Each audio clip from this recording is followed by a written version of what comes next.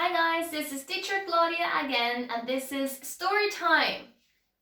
Today we are going to read The Little Red Riding Hood. It's a famous story, so probably you know it. But now we're going to listen to my version, alright? Good, let's start. This story starts with a little girl who was always wearing her red hood. So people from the town call her the Little Red Riding Hood. She lived in the middle of the forest with her mom. Yeah, and she loved the trees and the flowers and all the elements of nature that surrounded her little cottage. One day, her mother told her to go visit her grandmother because she was feeling a bit sick.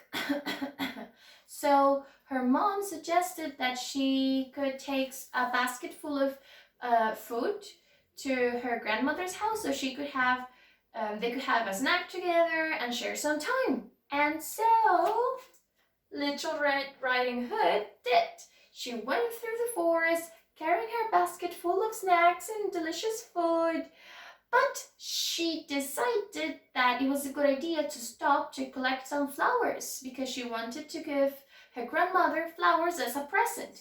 And while she was picking the flowers from the ground, she was singing, "I'm gonna visit my grandma, I'm gonna visit my grandma, and she's gonna be very, very happy. She's gonna be very, very happy." What she didn't know was that the big bad wolf was listening to Little Red Riding Hood's song, and that now he knew her plans. So he thought, maybe I can go to the grandma's house first if I run very, very fast, and I can eat the grandma, and then I can eat this delicious girl.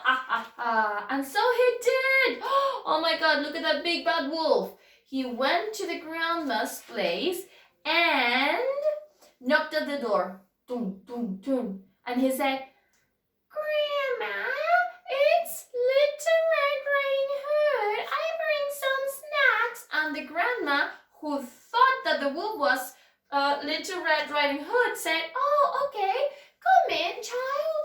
But wow! What a surprise! What a surprise! It was the big bad wolf.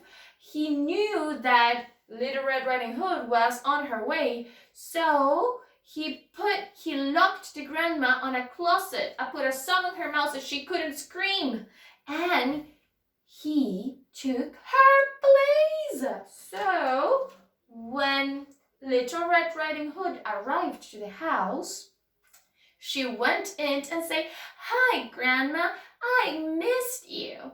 And the wolf said, "I miss you too, child." And Little Red Riding Hood asked the wolf, "But Grandma, why do you have such long ears?" And the wolf, disguised as a grandma, replied, "So I can hear you better, child." But then Little Red Riding Hood asked the wolf again, "Why do you have such big eyes, Grandma?" And the wolf said, "So I can see you better."